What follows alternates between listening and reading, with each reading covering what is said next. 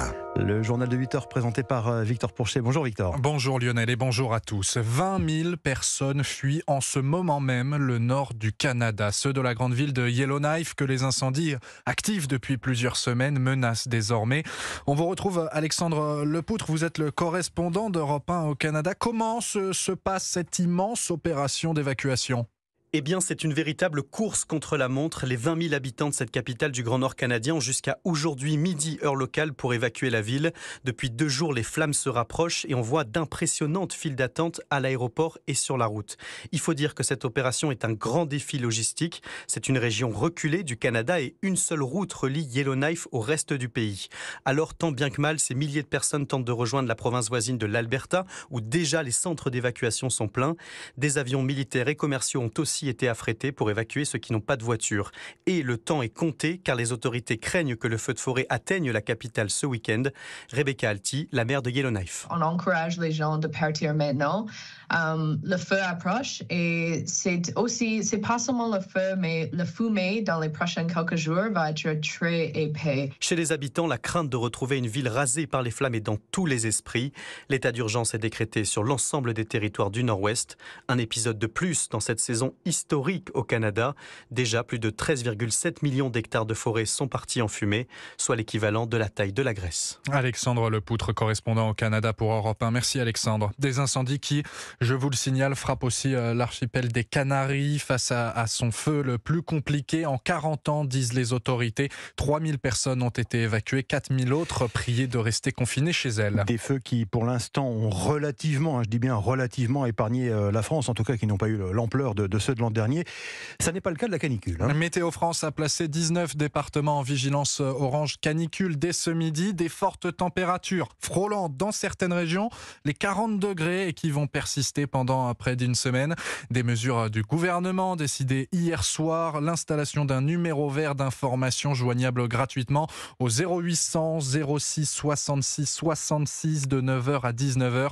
Et les mairies doivent également contacter les personnes âgées et isolées de leur commune. Ces fortes chaleurs qui vont certainement accentuer le phénomène de sécheresse et inquiéter notamment les agriculteurs. Et notamment les agriculteurs d'Alsace, puisque cette sécheresse, elle menace même la production d'un produit phare, presque un emblème, la choucroute. Faute de pluie, cet étendard de la gastronomie alsacienne est à la peine. Le reportage de Tatiana Geselman. En arrivant dans la commune de Krautergasheim, la capitale de la choucroute, impossible de ne pas remarquer cette odeur de chou fermenté qui flotte dans l'air. Depuis 2 semaines, la récolte bat son plein. Philippe Buchmann en cultive 18 hectares. Là, on a des choux de 6-7 kilos, voilà. C'est un beau chou quand même. On a quand même réussi à produire de beaux choux, malgré les conditions climatiques, mais par le passé, on pouvait atteindre 10 kilos. La faute à la chaleur. Au-dessus de 32 degrés, le chou, il aime pas ça, il arrête de pousser, quoi. Et à la sécheresse qui s'accentue d'année en année. L'an dernier déjà était assez sec, mais cette année a été vraiment encore plus sec. Alors pour sauver sa récolte, Philippe a irrigué ses champs déjà plus de 7 fois depuis le début du printemps, mais cela a un coût. L'an dernier, le coût de production était à 117 € par tonne, et cette année, il est 228. Soit une hausse de 10% qui se répercute ensuite sur les choucroutiers qui font fermenter le crucifère.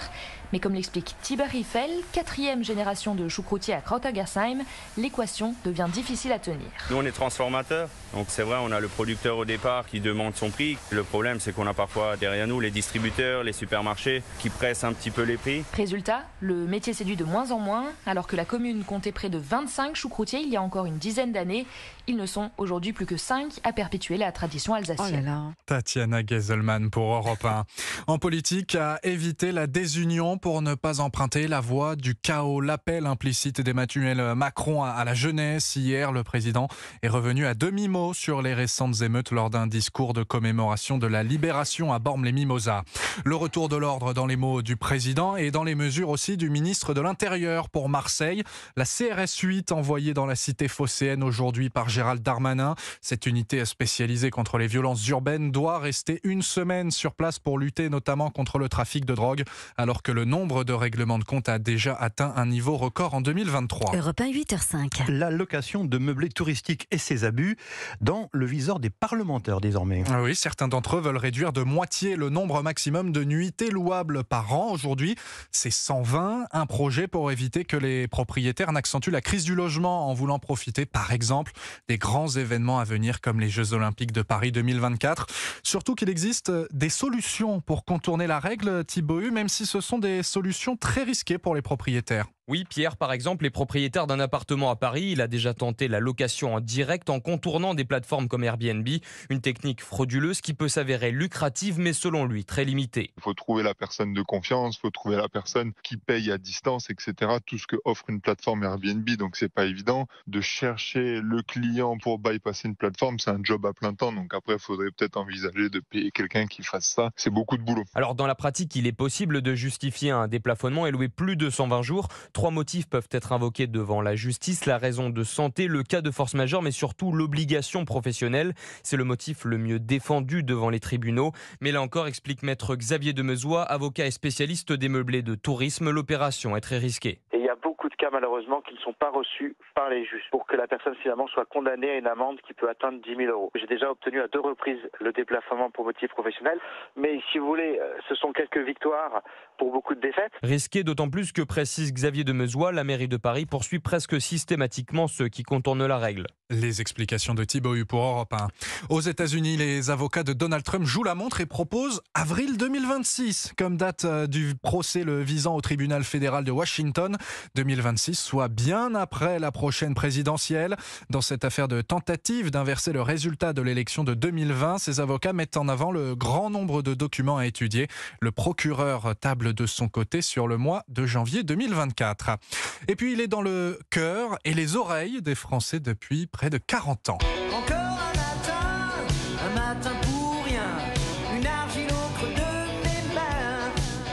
Jean-Jacques Goldman, qui, j'en suis sûr, Lionel, vous aide parfois à sortir du lit en matinale, encore un matin. Ouais. Un peu plus de 40 ans. Un peu plus de 40 ans, c'est vrai. Et même si Jean-Jacques Goldman n'a sorti aucun album en 20 ans, il reste l'une des personnalités préférées des Français. Il fait aujourd'hui l'objet d'un nouveau livre intitulé sobrement Goldman, signé de l'historien Ivan Jablonka. Une enquête brillante et sociologique sur la star qui ne voulait pas l'être, Marie Jiquel. De sa plume, tantôt scalpel, tantôt caresse, toujours bienveillante, Ivan Jablonka ne retrace pas seulement le parcours de Jean-Jacques, banlieusard discret, devenu Goldman, monument des années 80. Il analyse aussi sa volonté de quitter la scène. La trame reste chronologique, une enfance à Montrouge avec des parents juifs immigrés, entre scoutisme et passion pour Aretha Franklin. Des premiers groupes de rock, des débuts peu convaincants, un loser résigné à reprendre le magasin de sport de son père. J'ai trop saigné. Au fil des pages, toute l'épopée Goldman, les tubes qui s'enchaînent enfin, ses engagements, les restos du cœur, ses collaborations, et puis en fil rouge, sa judéité et cette idée, retrouver l'anonymat. Ivan Jablonka invente même le syndrome Jean-Jacques, une célébrité qui ne supporte pas d'en être une, d'où l'exil à Londres. Personnalité préférée des Français et pourtant la plus absente, Goldman incarne la star anti-star. Un puzzle passionnant complété par une dernière pièce, l'influence de Goldman qui cumule les millions d'écoutes sur les plateformes de streaming musical. 20 ans après, l'arrêt de